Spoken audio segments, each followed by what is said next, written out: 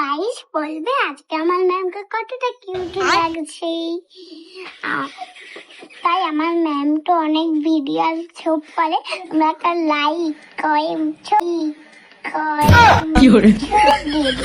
সব দিয়ে দে, ঠিক আছে?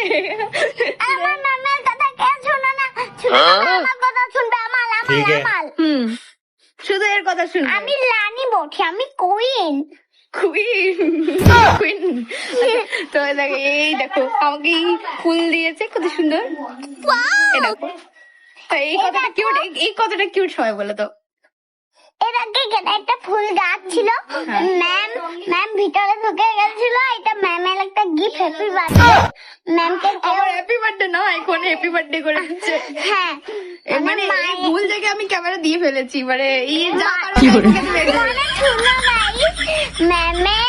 ম্যামের হ্যাপি বার্থডে কেউ গিফট আর দেয়নি। ম্যাম আজকে আমি তোমাকে গিফট দেবো।